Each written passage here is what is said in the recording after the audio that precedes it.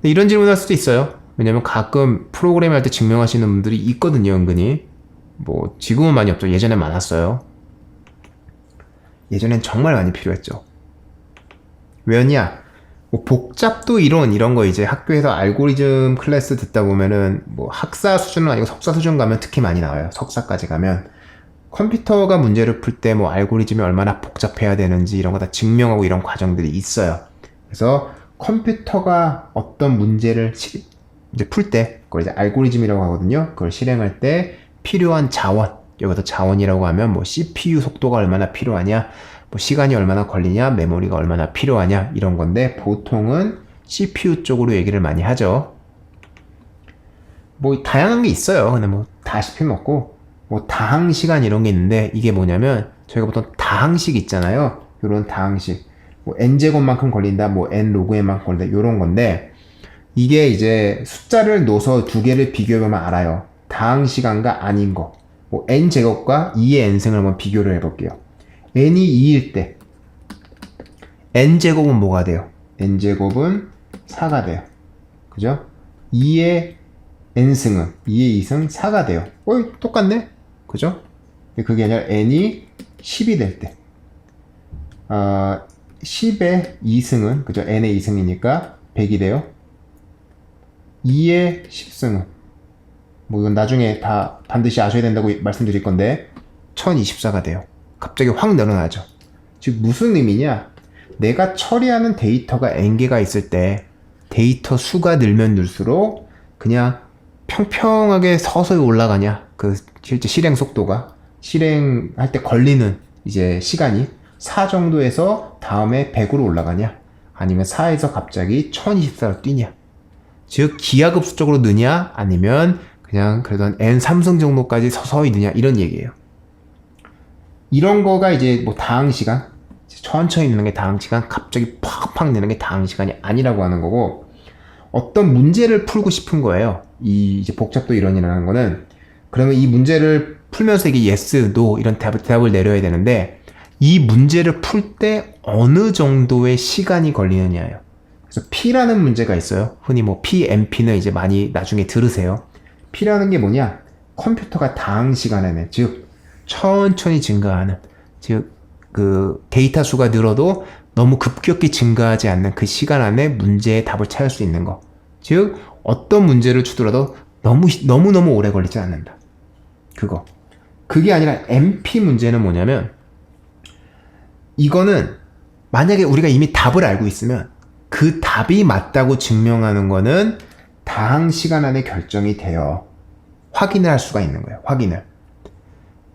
그러니까 시간이 오래 안 걸린다는 거지. 근데 그 답을 찾기 위해서는 다항 시간 안에 푼다는 게 증명이 아직 안 된 거야. 즉 답을 찾으려고 하면은 그냥 엄청 오래 걸리는 거예요.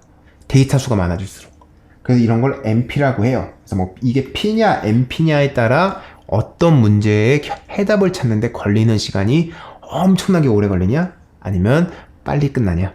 여기서 제가 말하는 엄청나게 오래는 안 끝날 수도 있어요. 저희 살아있는 동안에. 그 얘기예요, 사실은. 그래서 그런 거 이제 증명하고, 이거는 쉽게 답을 구할 수 있어, 쉽게 답을 구할 수 없어. 이런 얘기를 하는 것들이 바로 이제 복잡도 이론이에요. 이런 거 계산했던 이유는 사실은 시작은 이거예요. 옛날에는 개인용 컴퓨터가 없었어요. 그래서 메인프레임이라고 이제 여러 명이 한 컴퓨터를 공유했어요. 옛날에는 그냥 이렇게 펀치카드로 코드 작성해갖고 이거를 컴퓨터에 넣으면 그때 컴퓨터가 계산해주고 나와요. 그래서 이런 이제 시스템이었고, 그만큼 예전에는 컴퓨터를 여러 명이 공유했고 그 당시 컴퓨터가 그렇게 빠르지도 않았기 때문에 굉장히 많은 사람들이 몰리면 어쨌든 간에 줄 서 있을 수밖에 없는 거고, 내가 만든 코드가 P 문제가 아니어서, 즉 다항 시간 안에 안 끝나서 정말 한 몇 년이 걸려야 되면 사람들은 짜증이 난다는 거죠. 몇 년까지 몇 시간만 걸려도 짜증이 나는 거죠. 그래서 그런 거를 미리 증명하고 내가 좀 이 코드는 효율적이다라는 걸 증명하고 컴퓨터에 돌리는 게 좀 일반적이었던 세상이기도 해요. 뭐 또 하나의 이유는 이제 개인용 컴퓨터가 없었으니까 공유했잖아요. 근데 요 다음에 펀치카드가 아니라 단말기가 나오기도 했어요. 이런 식으로. 근데 문제는 이게 컴퓨터는 아니야. 사실 컴퓨터는 이 뒤에 있는 큰 게 컴퓨터고 얘는 그냥 그 타자기 기분이죠. 여기서 타자 치면은 여기서 코드 돌려주는. 그러나 결과적으로 걸리는 시간은 똑같다는 거죠. 뭐 똑같다는 게 아니라 결과적으로 나만의 컴퓨터도 아니고 내가 컴퓨터를 오래 작동하고 있으면, 즉 내가 메인 프레임의 시간을 오래 사용하고 있으면, 그러면은 어차피 앞에서 봤던 문제가 그대로 있는 상황이었어요. 그래서 이런 경우에는 내 코드가 얼마나 효율적으로 돌 수 있는지 검증을 하고 컴퓨터에 넣어서 돌리는 게 좀 더 흔했다는 거죠. 자, 결과적으로 지금 했던 말이죠. 내 알고리즘이 P 문제인지 다음 시간 안에 끝나는지 확인하는 게 필요했다. 내가 작성한 프로그램이 끝나지 않으면.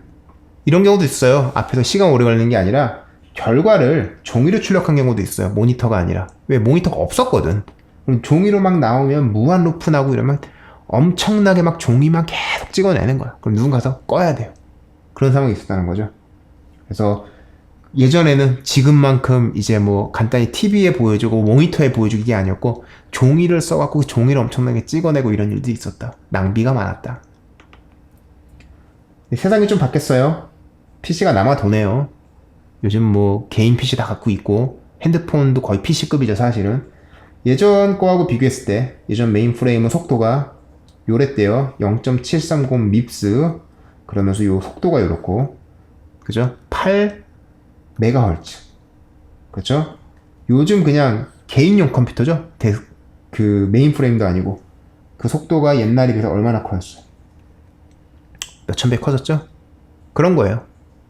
그리고 뭐 이것뿐만이 아니고 메모리도 많이 달렸어. 옛날에는 8메가 달렸어 그 컴퓨터에. 요즘은 뭐야? 요즘 128기가씩 달릴 수 있죠.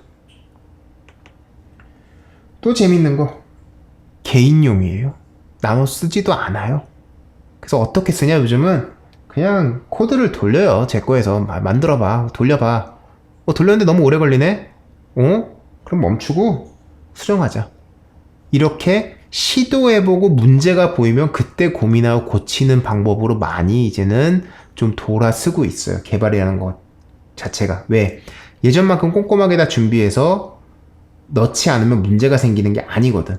이제는 그냥 돌려보고 이거 왜 이래? 원래는 금방 끝나야 되는데 지금 한 30분 내로 안 끝나는데 이거 내가 분명히 뭔가 굉장히 비효율적인 걸 만들었나 봐. 그럼 멈추고 나서 효율적인 걸 만들어 가는 거지 처음부터 그걸 증명을 다 하지는 않더라고요. 요새는 좀 경험치에 의해서 경험하면서 보고 고치고 보고 고치는 식으로 코드를 작성하는 경우가 조금 더 많아요. 자, 이제 실행 후 관찰하는 방식으로 바뀌었다. 그죠? 그리고 이렇게 하면 할수록 사실은 빨라요. 뭐 작성하는 게. 뭐 하나 하려고 하는데 그거 다 증명하고 나서 그 다음에 문제 없어.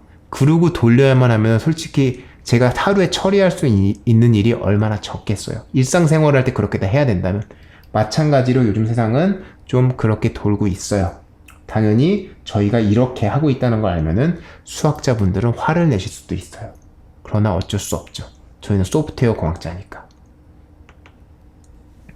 자, 이런 여러 가지 이유로 저희는 증명에 크게 중점을 두지 않는 거예요.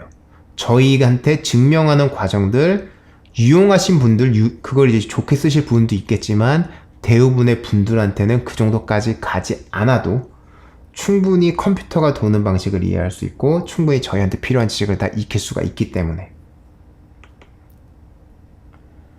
자, 다시 한번 말씀드리죠. 기존 증명하는 수학 배우고 싶으시다면 수학 전문가가 하시는 그런 이제 수업을 들으세요. 물론 앞에서 말씀드린 복잡도나 이런 게 아직도 중요한 분야들은 있을 거예요. 그러나 대부분의 소프트웨어 공학자들한테 그 정도는 아닐 거다. 그게 이제 정말 궁금하신 분들은, 정말 필요하신 분들은 자기한테 필요한 그 부분을 다른 데서 추가로 들으셔야 할 수밖에 없을 거예요. 그렇게 말씀을 드릴게요. 이 정도면은 저희가 과목을 어떻게 진행할 건지 길게 이제 설명을 드렸어요. 저희가 이 과목 설명 비디오만큼은 일단 공짜로 다 보여드려요. 왜? 저희가 어떻게 진행할 건 설명을 드리지 않고 그냥 무작정 저희 과목을 팔아버리면 그 기대하신 거랑 다른 거를 이제 보실 수도 있을 것 같아요. 프로그래밍 쪽을 좀 더 한다는 것도 그렇고, 저희가 증명을 하지 않는다는 것도 그렇고, 그런 거가 싫으신 분들도 있거든. 나는 정말 증명을 듣고 싶어서 수학을 듣는다. 그러신 분들은 저희 쪽에 이제, 실수로 등록하지 마시라는 말씀이고, 저희는 지금 저희가 진행하는 이 수학 과목이 실제 다른 뭐 학교라던가 학원에서 진행하는 수학 과목보다는 약간 다른 면이 있지만, 저희는 오히려 프로그래밍을 해야 되는, 그리고 프로그래머로 오래 살아남으실 그런 분들을 위해서 더 적합하게 커스터마이징한 그런 수학 과목이라고 생각을 해요. 여기까지 봐주셨다면 분명히 이제 저희 수학 과목에 관심이 있다는 것이겠죠? 그러면 그 관심을 그대로 이제 저희 쪽 수학 과목 등록을 하셔서 이제 저희랑 같이 계속 수학을 배워갔으면 좋겠네요.